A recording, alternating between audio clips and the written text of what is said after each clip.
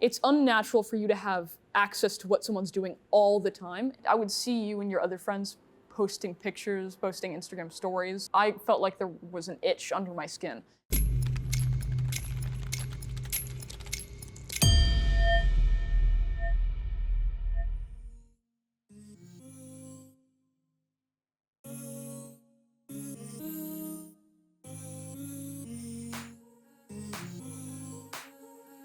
When I first saw you over Zoom, I was like, wow, that guy looks kind of interesting. And then I just remember standing next to you in choir every day. I remember you would like kick my chair. Yeah. Due to proximity, we just became friends. Do you remember when we first started like adding each other on Instagram with the group chat that we had for that choir? Yeah, it was pretty casual. Coming out of COVID, we kind of had like our different worlds. You kind of just had me, but I was already in my own like friend group and stuff. Yeah, I was kind of experiencing this weird great loneliness period in my life. I'm diagnosed with bipolar and OCD, and I think I was going through a rough patch at the time. So that friendship was almost like of holy stature, because it's like, wow, there's someone that actually wants to talk to me. About halfway through the year, I think I started like relying on you to make it through the day. We started sharing locations around then. I was consistently checking whether you were active online. I was consistently checking like, what are you doing? I could kind of see the obsession starting. I remember getting like super worried about you, and I wanted to help you, but I didn't know how. And there wasn't really anything I could do to help you because you were just like so dependent on me. I had kind of a lack of self-control. Like I would repeatedly check and check and check. The accessibility that the internet has to kind of enable that really did not help. And I don't think that a 15-year-old kind of had that self-control. You had another friend that you were getting close with, and it really, really stressed me out. I would see pictures that they were posting of you hanging out with them, and I felt like there was an itch under my skin. You were DMing me like every hour about like how sucky everything was. It was kind of unwelcome. Since it was so frequent and so often, I gave like one-word responses and stuff, and I was also going through a lot at that point in time. It had really just become a lot to handle, like the problems of two people.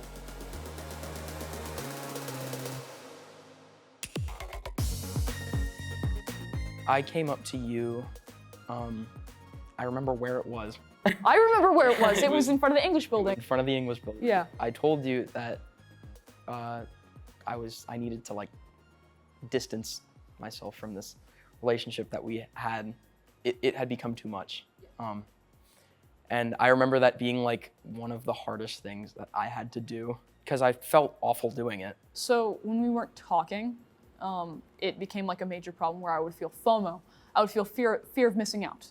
I would see you and your other friends posting pictures, posting Instagram stories. It was just really frightening to see people hanging out without me. So it just kind of created this dilemma of either I lose all self-control and I consistently check up, or I completely isolate from social media and I let myself think about it. And for most of the summer, I tried not to really open Instagram that much. I sat around and I thought about it. I let myself feel bad for what I had dumped on you. That summer, I went on a road trip with just my dad, and that was a very reflective time for me. I considered whether or not I still wanted to have contact with you or still be friends with you. I really liked you as a person, and I was like, yeah, I want to keep this relationship going, and I think that we just need to have this boundary now. I learned to practice self-control because the thing is, if I allow myself to consistently check the locations and consistently check the little active thing on Instagram DM, then I know I'm gonna spiral. And once I'm in that obsessive state, it's hard to get out of it. Now that at least I'm less connected, it kind of has, there's more of an open space for us. We hang out after school sometimes. We both like physical media for like music and stuff. We just go on walks. We'll go to Goodwill sometimes. Members only.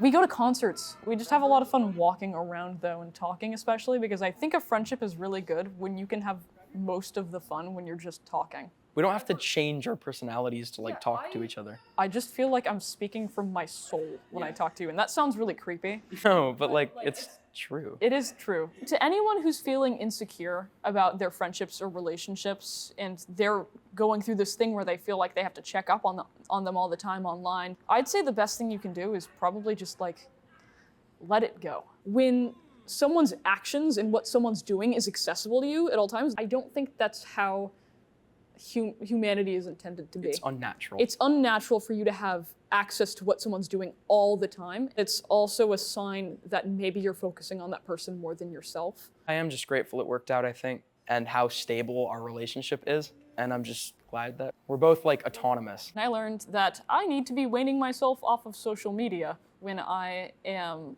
getting into my college years, I think. Our relationship has really helped me see that.